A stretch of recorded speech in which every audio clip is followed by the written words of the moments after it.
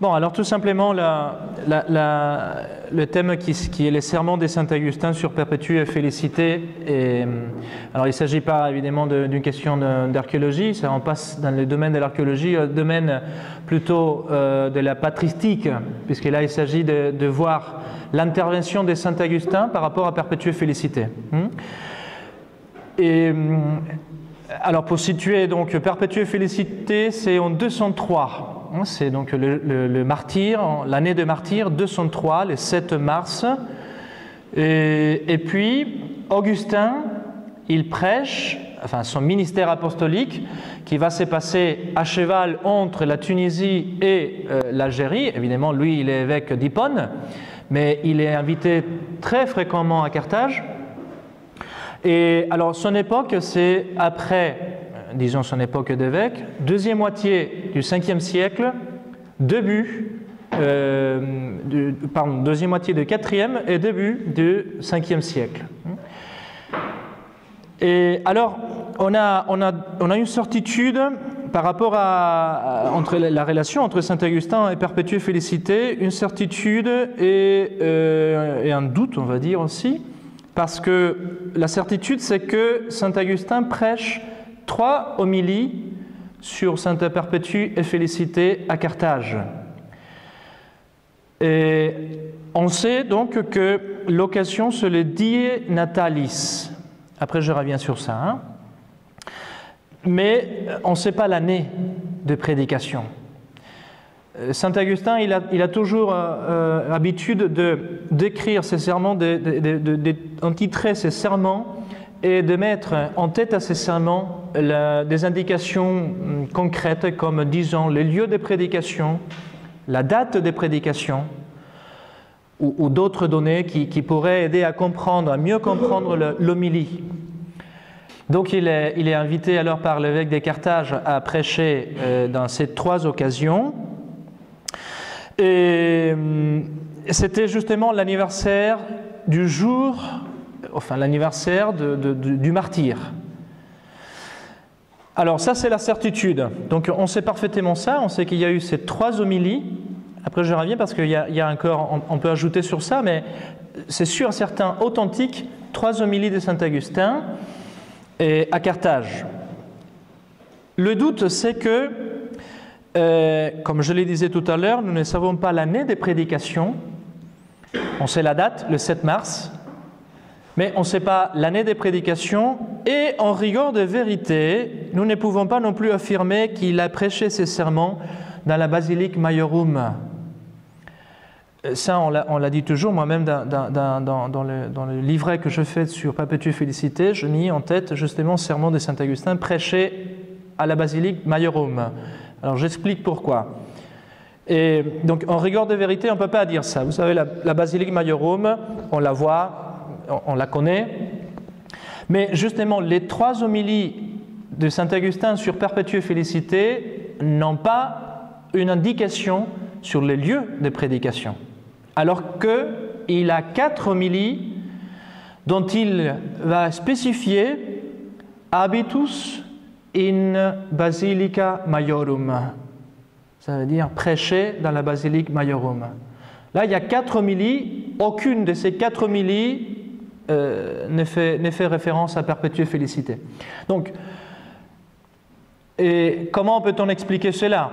Tout simplement, alors dire, en rigueur de vérité, on ne peut pas dire, voilà, il a prêché dans la basilique Maiorum les homélies de Perpétue et Félicité, mais on peut aussi dire, il n'avait pas besoin de spécifier qu'il prêchait les homélies de Perpétue et Félicité à la basilique Maiorum. Pourquoi? Parce que c'était, c'est ce que moi je pense, donc c'est comme dire, l'évêque, la messe chrismale, il l'a fait où? C'est évident qu'il l'a fait à la cathédrale. C'est établi de le faire comme ça. S'il y a une exception, ok, on l'a dit. Bon, moi je pense que donc les homélies, les fêtes, les célébrations liturgiques de Perpétue et Félicité, par tradition et liturgiquement, étaient faites toujours dans la basilique Maiorum, qui était leur tombeau. Donc il n'avait pas besoin de spécifier dans ses homélies en disant habitus in basilica maiorum. Alors que d'autres sermons, il y a un sermon d'un Gudens, d'un martyr, qu'il prêche à la basilique maiorum. Donc là, il est spécifié, il dit, ces sermons, je les prêchais à la basilique maiorum. Voilà, bon. Donc il y a un peu ces deux idées. Hein. Ensuite, qu'est-ce que le die natalis? Pourquoi donc on prêche le jour du martyr? C'était la tradition, l'ancienne tradition de célébrer, et Augustin lui-même il le dit, de célébrer le jour de naissance au ciel. Donc on ne célébrait pas, on ne fêtait pas les martyrs, surtout les martyrs, le jour de la naissance à la vie de ces mondes, puisqu'il pouvait avoir certainement, il l'a dit, il dit les martyrs sont venus par leur naissance à des combats mauvais, enfin, par le péché et tout, les péchés originels et tout ça, voilà. Mais après, il dit c'est la naissance, c'est le jour du martyr qui donne naissance à la vie éternelle. Et ceci seulement pour les martyrs, pas pour tous les chrétiens. Parce que les martyrs, c'est la souffrance qui donne comme récompense la vie éternelle, tout de suite. Pour cela que, même aujourd'hui, un martyr, on n'a pas besoin d'un miracle pour la béatification. On a besoin d'un miracle pour la canonisation, mais pas pour la béatification. Parce que le martyr en soi est un témoignage de sa foi et de sa force, de sa vertu et de son héroïcité. Et il y a un calendrier à Carthage qui était utilisé à l'époque de Saint Augustin, qui avait comme titre « Hic continentur dies nataliciorum, martyrum et depositiones episcoporum, quos ecclesia Carthagenis anniversaria celebrant ». Donc, dies hic contenitur, dans ces calendriers, il y a les dies nataliciorum, les jours de naissance au ciel des martyrs et les dépositions des évêques, puisque aux évêques, quand on les enterrait, on donnait la date de déposition, d'enterrement. Bien, donc alors ça c'est une toute première idée. Ensuite, les 3 sermons de Saint Augustin qui nous sont parvenus sont numérotés. Vous pouvez les chercher dans le corpus de patristique latine, les numéros 280, 281 et 282. Le premier est celui qui est le plus long, et puis l'autre, enfin les autres deux, les 81 et 82, ils vont complémenter en quelque sorte l'idée du premier sermon de Saint Augustin. Donc je l'ai dit tout à l'heure, ils sont authentiques et datent de la deuxième moitié du IVe siècle au début du Ve siècle. Et ce qui est intéressant, c'est que ces textes consacrés à Perpétuelle Félicité se sont enrichis il n'y a pas longtemps avec la publication d'un inédit que je n'ai pas pu lire encore, difficile de trouver. Enfin, il faut le chercher dans des bibliothèques spécialisées par rapport à ça, chose que, bon, ici, c'est pas évident. Mais il s'agit d'un sermon d'origine africaine pour la fête des Saintes Perpétuelles Félicités. Et c'est une pièce qui avait été utilisée par Saint Bède le Vénérable dans son martyrologe quand il parle de Perpétuelle Félicité. Il y a 3 manuscrits de ces sermons inédits, dont un manuscrit qui est au Vatican, dans la bibliothèque vaticane, et ces 3 manuscrits donc l'attribuent à Saint Augustin. Et en effet, il y a certains thèmes, comme celui de la Perpetua Felicitas, on va les voir tout à l'heure, enfin c'est le langage qu'utilise souvent Saint Augustin, et il est présent dans ces sermons, mais il y a aussi d'autres thèmes qui ne coïncidaient pas avec le récit de la Passion des Perpétuelles Félicités, et qui ne sont pas forcément qui ne rentrent pas dans les idées que Saint Augustin lui-même il a développées. Donc on pense, certains auteurs notent donc qu'il y a plutôt une parenté avec un traité qui a été attribué à l'évêque de Carthage Quod Vuldeus, qui était un contemporain d'Augustin. Donc ces sermons-là tout en étant inédit, on n'est pas trop sûr de pouvoir l'identifier avec Augustin. Donc, les auteurs pensent plutôt qu'il s'agit d'un traité ou à une similitude avec un traité de l'évêque de Carthage, Quod Vuldeus, sur Perpétue et Félicité. Ça serait bien aussi de pouvoir les chercher. Ces textes, ces traités de Quod Vuldeus, qui est toujours en 5e siècle, au début du 5e siècle. Troisième idée, nous apprenons par saint Augustin, qui connaissait bien la Passio latine. Alors, sachez que par rapport à Perpétue et Félicité, il y a 3 textes qui nous sont parvenus. Il y a la Passio latine, qui est la plus longue, et celle qui raconte un peu tout sur Perpétue et Félicité et leurs compagnons. Ensuite, il y a les actes abrégés, qui sont plus simples en latin, et puis les actes en grec. Et donc, Augustin, dans ses sermons, il cite la Passio latine et les actes abrégés. Ce sont les 2 sources qu'il utilise pour faire ses homélies. Et il nous dit qu'il y a dans la cérémonie liturgique, et ça c'est très intéressant comme usage liturgique à l'époque, on lit la Passion des martyrs. Donc, une messe dont il y a la lecture du jour et aussi la lecture des actes des martyrs. Et puis, saint Augustin et ceux qui devaient prêcher disent, après avoir entendu le récit, le lecteur qui nous a proclamé cet acte des martyrs, eh bien, maintenant, telle solennité mérite aussi de notre prédication. Je vais le lire. Ça, c'est dans un paragraphe du sermon, du premier sermon. Le lecteur vient de nous redire les encouragements qui leur furent adressés dans leur vision divine et les triomphes remportés par elle sur les souffrances. Tout cela, exprimé et éclairé par la lumière de la parole, par la lecture de la parole de Dieu, a été écouté attentivement, regardé avec intérêt, religieusement honoré et loué pour nous avec amour.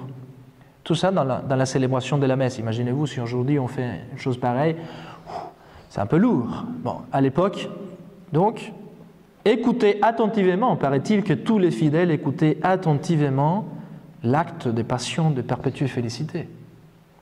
Regardez avec intérêt, religieusement honoré. Et saint Augustin, il est intéressant qu'il fait toutes ces remarques-là. Hein, il décrit ça. Cependant, une solennité si pieuse réclame encore de nous les discours de chaque année.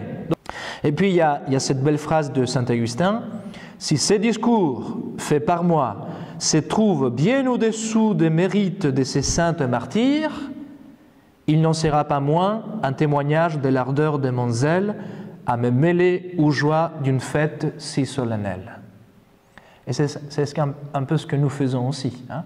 Même si tout ce que peut-être on peut faire, il y a un peu tout au-dessous des mérites des Perpétues Félicités, mais déjà ça montre un peu notre zèle, notre intérêt pour cette fête et ces martyrs. Et puis dans les sermons 282, le 3e sermon, il dit « Quant aux personnes même qui portent ces noms, on nous l'a dit en lisant leurs actes et la tradition nous l'a pris. Ces personnes des temps des mérites étaient pas seulement personnes du sexe, mais étaient des femmes. Toutes deux même étaient mères. » Donc leurs actes et la tradition. Et saint Augustin va se servir de tout ça pour réaliser donc, sa prédication. Bon, c'est là donc comme indication générale. Maintenant, rentrons tout simplement dans quelques petits paragraphes de chaque sermon qui est intéressant, surtout à découvrir un peu la beauté de la prédication. Alors, dans la première homélie, saint Augustin va résumer ses sermons en 4 idées. Les martyrs doivent la gloire éternelle à Jésus-Christ. Ils sont effectivement triomphés de ce à quoi l'homme est le plus attaché, c'est-à-dire l'amour de la vie et la crainte des douleurs. 3. S'il leur arrivait au moment même de leur martyre de non point ressentir les souffrances à cause des consolations divines, vous savez, Perpétue, donc une fois qu'elle était frappée par la vache et qu'elle sort de l'amphithéâtre, elle se demande en sortant de l'amphithéâtre quand est-ce qu'on va nous jeter aux bêtes. Donc elle dit, si ils ont ressenti ces consolations divines, quelle idée ne doit-on pas se faire des délices dont ils sont enivrés dans leur état glorieux? La consolation qu'ils ont eue au moment du martyre, imaginons-nous maintenant la consolation qu'ils ont dans l'état glorieux. Quatrième idée, quel que soit cependant leur bonheur et leur gloire d'aujourd'hui, ce n'est que comme un songe en présence de ceux qui les attendent après la résurrection. Alors, les quelques textes, et comme on l'a dit, Saint Augustin, il revient beaucoup, il joue beaucoup avec les mots. Hein? Et donc, ça tombait parfaitement bien sur le fait de perpétuer félicité. Donc, il dit, le jour anniversaire de ce jour nous rappelle à la mémoire et nous représente en quelque sorte le jour solennel où, orné de la couronne du martyr, Perpétue et Félicité commencèrent à jouir de la félicité perpétuelle. Hein? C'est beau. Hein? Ensuite, il dit également, là, quand il va parler de cette extase, en quelque sorte, des Perpétues et d'autres et compagnons, il interpelle la foule. Hein? Augustin était vraiment cet orateur-là qui interpelle la foule. Il dit, où était effectivement cette jeune femme quand elle ne s'apercevait point qu'elle luttait contre une vache et quand elle demanda à quel moment aurait lieu cette lutte déjà accomplie? Où était-elle? Que voyait-elle quand elle ne remarquait pas ces combats? De quoi jouissait-elle quand elle n'était pas sensible à ses blessures? Quel amour l'emportait? Quel spectacle la ravissait? Et pourtant, elle était prise encore dans le nœud de la chair. Elle portait encore des membres mourants. Elle était toujours appesantie par un corps corruptible. Que voyait-elle lors de ces combats? Et dans ses premiers sermons, saint Augustin explique également quelque chose que moi j'aime beaucoup aussi, et que je le dis également aux cheminants, hein, aux chrétiens convertis. Il explique la phrase de Tertullien. Vous vous rappelez, Tertullien, il dit le sang des martyrs s'émence des chrétiens. Et Augustin, il dit, le Christ seul, il a donné sa vie pour tous. À son exemple, les martyrs ont donné la leur pour leurs frères. Ils ont pour produire cette immense et fertile moisson de peuples chrétiens arrosé la terre de leur sang. C'est ainsi que nous sommes aujourd'hui les fruits de leur sueur. Dans l'année déjà 400, 500, quand ils disent tous ces chrétiens-là, ils se considèrent les fruits des martyrs. C'est la même chose pour nous aujourd'hui. Nous élevons vers eux notre admiration. Ils ont pour nous de la pitié, nous leur applaudissons, ils prient pour nous. Et puis, il termine toujours, Augustin, dans sa première homélie, il fait quelque chose qui est très intéressant. Parce que si on le lit comme ça, on ne découvre pas. Je lis les textes, après je vous l'explique. N'oublions pas, toutefois, que nous obéissons au même Seigneur, que nous sommes unis au même chef, que nous marchons vers la même Jérusalem, que nous pratiquons la même charité et que nous gardons la même unité catholique. Alors, pourquoi donc il écrit ceci? Ben justement, parce que les textes, les actes de perpétuelle félicité, à l'époque, étaient utilisés par les montanistes. Les montanistes, c'est la secte montaniste, la secte de Tertullien. Et on croit que, évidemment, les textes, la conclusion du martyr a été racontée par quelqu'un qui n'était pas, évidemment, les martyrs. Donc, on suppose, par la façon de raconter le martyr, la fin du martyr, que c'était un disciple de Tertullien. Tertullien lui-même, peut-être pas, parce que ce n'est pas son style littéraire, mais un disciple de Tertullien qui faisait déjà partie à cette époque. Tertullien, il commence avec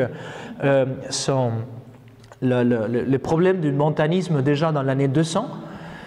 Et donc, à cette époque-là, les montanistes, cette hérésie, c'est une hérésie, utilisent à leur faveur l'acte de perpétuelle félicité, surtout les visions, puisque les montanistes étaient ancrés un peu sur toute la question prophétique, vision, révélation et tout ça, parce qu'ils disaient que tout ça, les révélations, les songes et tout ça, complétaient la révélation divine.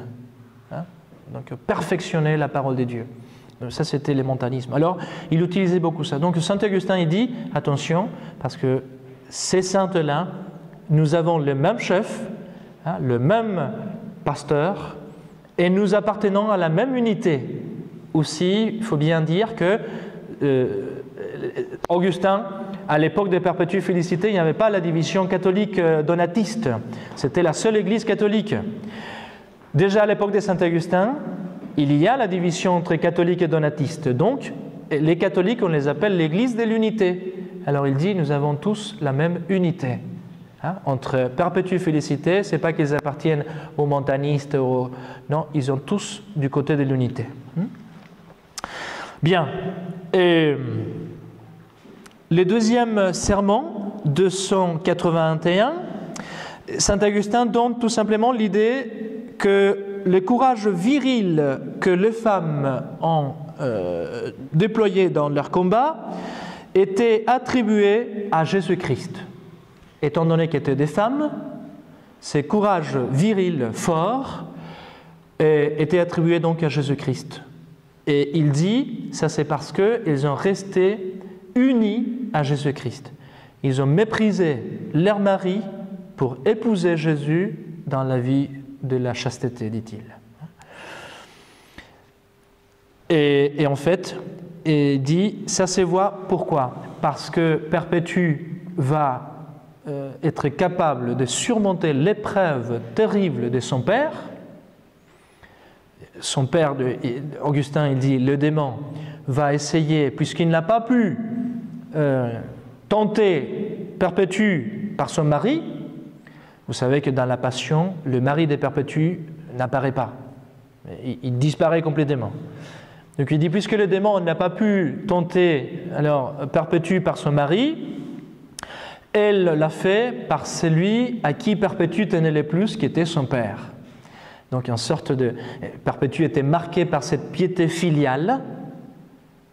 Et alors, il fallait vraiment tenir compte de sa dignité et de sa force en tant que chrétienne, mais en même temps, Perpétue voit son père.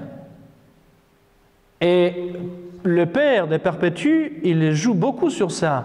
Il dit à Perpétue, « Ma fille, regarde mes cheveux blancs, ne me laisse pas tomber comme ça.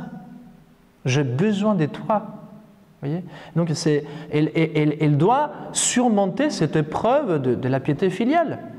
Imaginez-vous si notre maman apparaît ces jours-là et dit « J'ai besoin de toi, mon fils. Il faut tout simplement sacrifier un petit peu, et puis c'est tout, ça y est, c'est bon. » Et Perpétue ne lâche pas.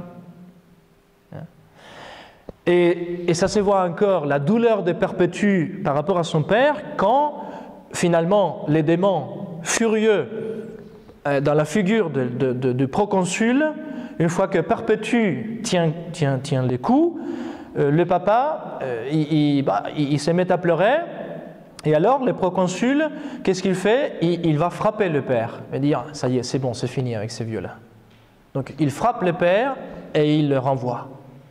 Et là, Perpétue, la Passion raconte, elle a poussé, enfin elle-même le dit, elle a poussé des cris de douleur. Voyez-vous, elle n'a pas crié pendant les combats, mais elle crie de douleur quand on frappe son père. Et pourtant, elle ne cède pas à la tentation de renoncer à sa foi chrétienne. C'est fort. Donc ça c'est justement, et Saint Augustin il dit, cette force-là, ça vient que de Jésus. Et puis l'autre, le cas de Félicité, toujours, il explique ça dans l'homélie, hein. Je vous l'ai dit comme ça, mais il explique dans l'homélie, le cas de Félicité. Alors Augustin dit, c'est miraculeux le fait que Félicité a supéré l'épreuve d'un enfant, de son bébé. Puisque c'était un tout petit bébé, enfin l'accouchement qui était là à ce moment-là, sans savoir la condition du bébé, parce qu'après ce bébé-là est parti. Donc elle a renoncé à son fils, même si c'était justement, ce renoncement était au prix un peu de sa vie pour le Christ. Elle renonce à son fils. Donc ça c'est une épreuve alors, dit saint Augustin, cette force virile vient de Jésus-Christ. Et c'est pour ça que la fête des Perpétuées Félicités a comme titre Perpétuées Félicités. Et pas Saturninus, Revocatus, les autres martyrs. Mais les deux, parce que les deux ont souffert beaucoup plus que les autres. Surtout ces deux épreuves-là sont terribles. Bien, et puis, le dernier sermon de 82, il est le plus bref. Cependant, il faut lire aussi la version augmentée que des chercheurs autrichiens ont découvert dans l'ex-Allemagne de l'Est en 2006. Donc ce sermon-là, il a 3 paragraphes. Mais si c'est de saint Augustin, c'est un peu bizarre, puisque lui, souvent, il fait de plusieurs paragraphes. Donc, alors, il y a la question de voir un peu, de lire ces compléments-là qui est sorti en 2006. Et ici, tout simplement, Augustin revient sur les idées précédentes en expliquant pourquoi la fête est célébrée sous le nom des Perpétuées Félicités. Et je cite les textes un seul paragraphe qui est toujours un peu sur le même jeu des mots. En effet, Perpétues et Félicité sont à la fois les noms de ces deux femmes et la récompense de tous les martyrs. Que servirait la perpétuité sans la félicité? Et sans la perpétuité, la félicité ne serait que passagère. Voilà. Ça, ce sont alors les 3 sermons de saint Augustin, les contextes un peu des prédications de saint Augustin à Carthage. Donc c'est important vous pouvez les lire, les trois homélies, on les trouve même sur Internet, et puis après il y a sur les bouquins que j'ai écrits de Perpétues Félicités, ils sont là aussi, et ça vaut la peine. Enfin, ça montre un peu cette dévotion du peuple tunisien, on va dire aussi, au début, au 1er siècle, surtout sur Perpétues Félicités et leurs compagnons.